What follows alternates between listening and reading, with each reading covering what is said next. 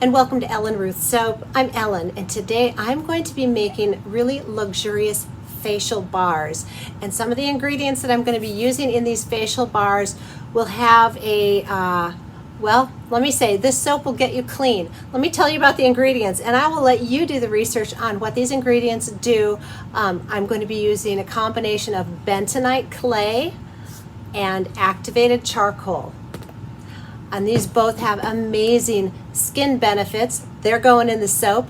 I will also be using a combination of, let me look down here, eucalyptus, tea tree, and rosemary essential oils.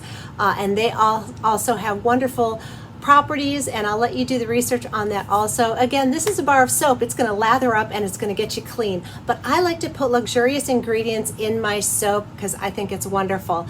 I will be doing an aloe vera liquid for this soap just to kind of boost all the wonderfulness of it, and I think that has great skin benefits also.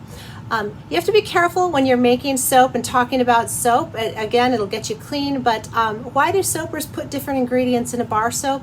Well, first of all, I love good ingredients. And second of all, it's really fun. And I think the bentonite clay and the charcoal are going to make a beautiful swirl in this also. I'm going to call this a facial bar, even though I would use this bar anywhere. It could be a wonderful body bar. When I was younger and pregnant, I had terrible hormonal acne breakouts. I would break out on my chest area, the tops of my shoulders. My skin was terrible. So I would recommend this bar soap for anywhere you're having inflammation, irritation on your skin. That would include acne, eczema, things like that. I think that this bar would be wonderful to clean those areas. I'm trying to be careful with my wording. So with all that being said, I'm going to get everything pulled together and get my essential oil blend off to the side and get my aloe vera lye solution prepped. And let's come back and make some really luxurious facial bars, which are really anywhere bars. Well, I've got all of my oils and butters melted together, and the only additive I'm going to add at this time is my colloidal oats, because I'm going to wait until I split this after I add the lye, split it in half, and get my activated charcoal and the bentonite clay in after we've split this. So colloidal oats, that's the only one going in right now. I'm going to get this blended in, and I'm still waiting for my aloe vera lye solution to cool, and then we will get moving forward.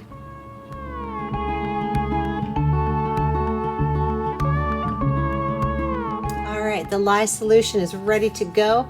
This is an aloe vera lye solution that has cane sugar dissolved in it, and don't worry, the sugar in there is not going to affect your skin after saponification. It's just a lather booster. That's the only thing the sugar is doing in there, and I love it. It makes a nice fluffy lather. So it's got cane sugar, it's got tussa silk fibers, and it does have some sodium lactate with the aloe vera in here. For the lye solution, I'm going to get up to a just emulsion is what I'm trying to say. Not even a trace. I just want emulsion. Then I'm going to split this off 50-50, and we will add our bentonite and activated charcoals in there after we get it split, because I want plenty of time to mix those dry ingredients in. So just going for emulsion here. That is the goal. Let's get this in,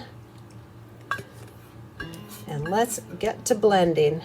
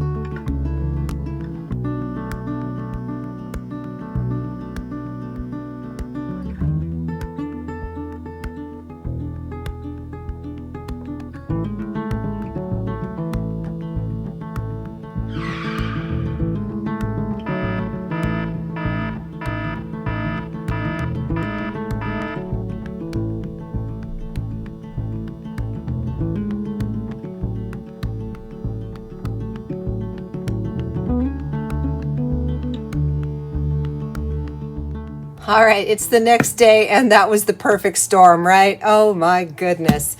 Accelerating really fast, and my camera cut out, and yada yada.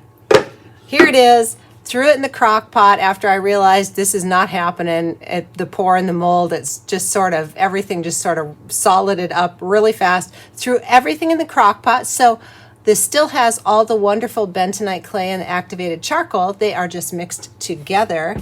And I'm really happy to say that even after having this go through the crock pot, it still has a very strong medicinal scent. So I believe that the essential oils came through that cook down, which I'm really happy about because this has so much goodness in it. I didn't want to lose anything, and that was very frustrating when it sort of decided to do what it did. Let's get it out of here and get it cut. This is probably going to be rustic.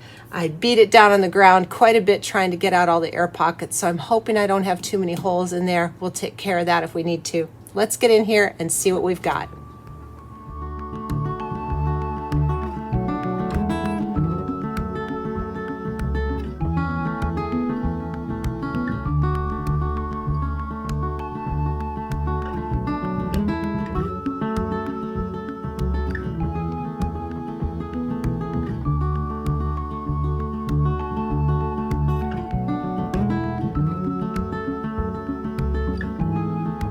All right, I'm back with the lovely Olga. Let's get these cut into bars. I'm actually surprised that there is some bentonite clay swirls in this.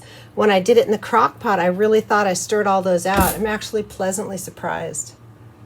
So, not a lot though, just a very subtle, and it's kind of sweating because it was so hot. Let me grab a paper towel. Here, that is just condensation. So let's talk about the crock pot. I did not a steep water discount on the soap like I normally do because I knew that those essential oils were fast moving. So this had a lot of water. When I put it in the crock pot, I did not add any extra water in there. Just heated it up and then used my little hand blender to mishmash it up and throw it back into the mold. So that is how I handle when you get soap on a stick and you want to throw it straight into the crock pot. It didn't take any extra moisture because there was already plenty in there. And I am really delighted that I don't have any air pockets going on. That is a huge bonus. I'm so happy about that. So other than a little condensation going on, because it did, of course, the crock pot, it was already heating up, and the crock pot heated it even further, so it went through a full cook. But because of the moisture content, this will still go through a full cure for me because I want these nice and hard. So just for all that excess moisture to evaporate out, I'm going to put these on the rack for a full cure time, even though they are already cooked now because of the crock pot. I think they're gorgeous. It kind of looks like a dark sort of granite. And I'm so thrilled that I can still pick up the essence of the essential oils in there. That makes me very happy that those didn't cook off. So even though it's not what I planned, I think these are still fabulous. And when I come in later here in a bit to bevel the sides, I might bevel the top because, you know, that's just rustic, and I might just plane off the tops. I don't know. I haven't decided yet. We'll assess that when it's time. But yeah, this is better than I thought. Not what I was shooting for, but not as bad as it could have been. So I am not completely disappointed. Got to roll with it sometimes, right?